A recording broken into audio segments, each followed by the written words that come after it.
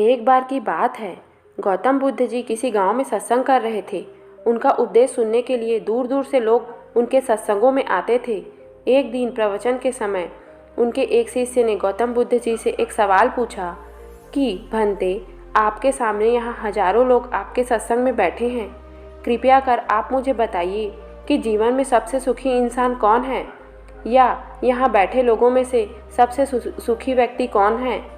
गौतम बुद्ध ने अपने शिष्यों से एक व्यक्ति की ओर इशारा करते हुए कहा, आप उस आदमी को देखते हो, वह देखो, सबसे पीछे दुबला पतला सा जो आदमी बैठा है, जिसके कपड़े भी फटे हुए हैं, वह सबसे सुखी आदमी है, या यूं कहे तो वह जीवन में सबसे सुखी रहता है। गौतम बुद्ध जी की यह जवाब सुनकर शिष्य असमंजस में पड़ गए और बुद्ध जी से कहने लगे कि ये कैसे हो सकता है। गौतम बुद्ध जी ने कहा कि तुम्हें भरोसा नहीं हो रहा तो ठीक है, मैं तुम्हें बताता हूँ वह सबसे सुखी कैसे हुआ। बुद्ध जी ने अपने शिष्यों के सामने सभी व्यक्तियों से बारी बारी से पूछने लगे कि तुम्हें क्या चाहिए। वहाँ उपस्थित सभी लोगों में से किसी ने धन मांगा तो किसी ने संतान मांगा, किसी ने अपने बीमारी से मुक्ति मांगी तो किसी ने अपने दुश्मन पर विजय मांगी, किसी ने मुकदमे की जीत की प्रार्थना की।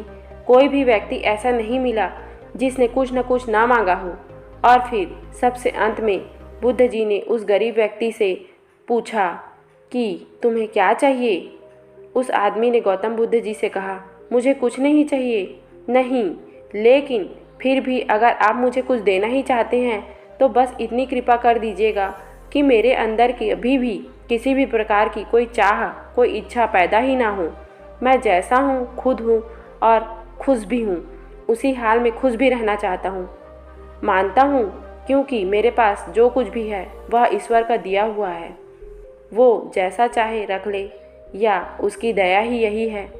तब गौतम बुद्ध जी ने अपने शिष्य को समझाते हुए कहा कि जीवन में सबसे सुखी व्यक्ति या इंसान वही है जिसकी कोई इच्छा नहीं है, या फिर जिस व्यक्ति ने अपनी इच्छाओं को अपने वश में करके रखा है। जहाँ इच्छाएं हैं वहाँ सुख नहीं हो सकता, और जहाँ सुख है वहाँ इच्छाएं नहीं हो सकती। तो दोस्तों, हम अगर अपनी इच्छाओं को, कामना को वश में करना सीख जाते हैं तो हम खुश रहना सीख जाएंगे। तो दोस्तों, अगर यह कहानी पसंद आती है तो मेरे चैनल को लाइक कर दीजिएगा, सब्सक्राइब कर दीजिएगा और शेयर कर दीजिएगा दोस्तों। धन्यवाद दोस्तों।